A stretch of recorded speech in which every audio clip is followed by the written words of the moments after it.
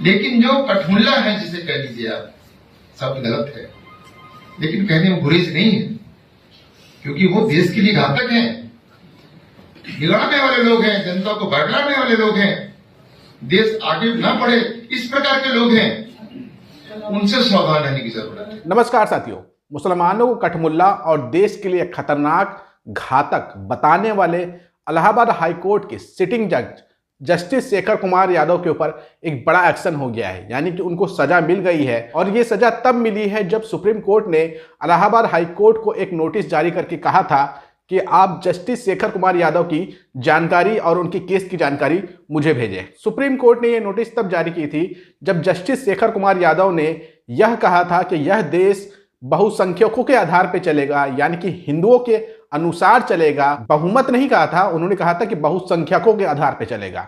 और साथ में शेखर कुमार यादव ये भी भूल गए थे कि यह देश जो है वो संविधान के आधार पर चलता है और उसी संविधान ने आपको ताकत दी है, तभी आप जाकर के जज बन पाए हैं।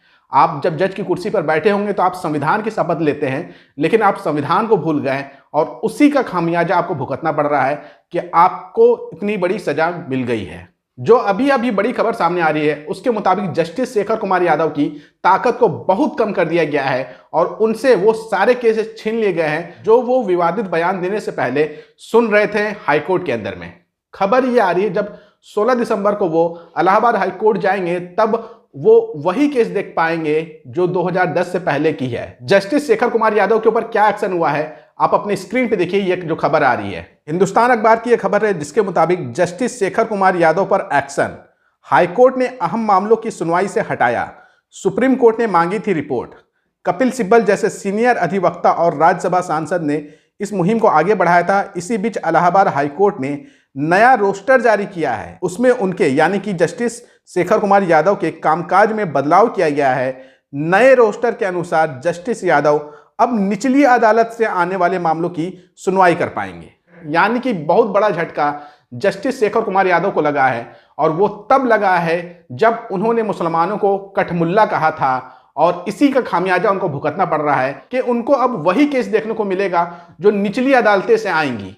ये एक बहुत बड़ा झटका होता है एक सिटिंग हाई कोर्ट के जज के लिए। कहने के लिए तो रोस्टर की प्रक्रिया समान प्रक्रिया है कोर्ट के अंदर में, लेकिन सवाल इसलिए उठ रहा है कि ये रोस्टर की प्रक्रिया तब क्यों की गई है जब जस्टिस शेखर कुमार यादव ने विवादित बयान दिया था, नफरती बयान दिया था 8 दिसंबर को, और महज 5 दिनों के अंदर उनके ऊपर कार्रवाई हो गई क्योंकि उनके बयान को सुप्रीम कोर्ट ने संज्ञान लिया था और इलाहाबाद हाईकोर्ट से जवाब तलब किया था।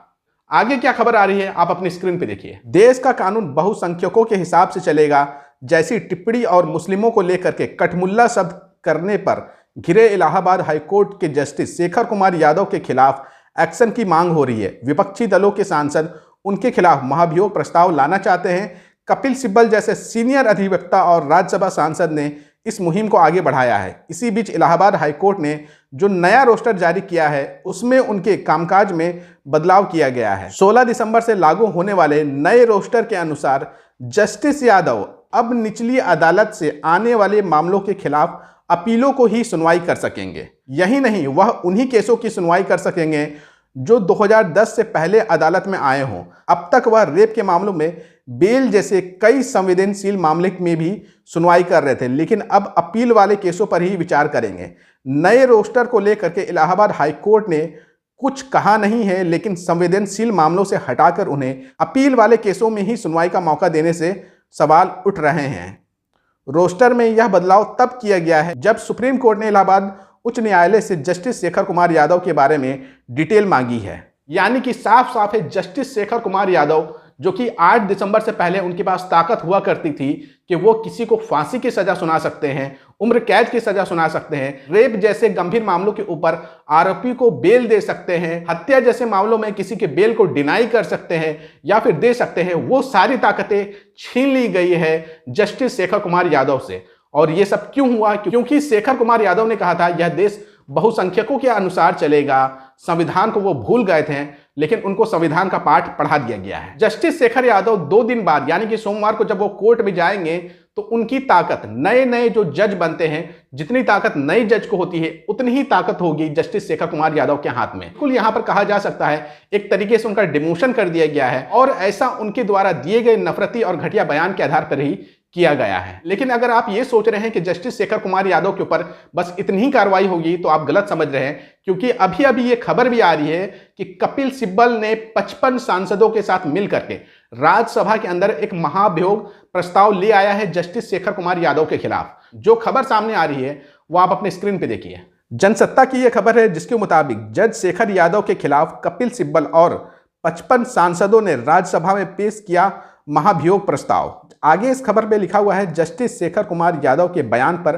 कपिल सिब्बल के नेतृत्व में संसद सदस्यों ने इलाहाबाद हाईकोर्ट के न्यायमूर्ति शेखर कुमार यादव के खिलाफ राज्यसभा महासचिव महाभियोग प्रस्ताव सौंपा है। यह प्रस्ताव न्यायमूर्ति यादव के खिलाफ हालिया मुस्लिम समुदाय के खिलाफ की गई टिप्पणियों के आधार पर लाया गया है। यानी कि साफ है जस्टिस शेखर यादव की मुश्किलें अभी और आगे बढ़ने वाली है, क्योंकि उनके खिलाफ महाभियोग प्रस्ताव ला दिया गया है राज्यसभा के अंदर। अगर राज्यसभा से पास हो जाता है और लोकसभा से भी पास हो जाता है तो आप समझ लीजिए कि इनका एनरोचमेंट भी हो सकता है जस्टिस शेखर कुमार यादव का। कहीं ना कहीं जस्टिस शेखर कुमार यादव का मुसलमानों को कठमुल्ला बुलाना और ये कहना कि देश जो है वो बहुसंख्यकों के अनुसार चलेगा, ये कहना उनको काफी महंगा पड़ गया है और उनकी परेशानियां लगातार बढ़ते जा रही है। अभी तक जस्टिस शेखर कुमार यादव के ऊपर जो कार्रवाई हुई है, क्या आप लोग उससे संतुष्ट हैं या फिर आपको यह लगता है कि जस्टिस शेखर कुमार यादव के ऊपर और भी कार्रवाई होनी चाहिए? आपको जो भी लगता है कमेंट करके अपनी राय जरूर दीजिएगा और इस वीडियो को ज्यादा से ज्यादा शेयर करिएगा।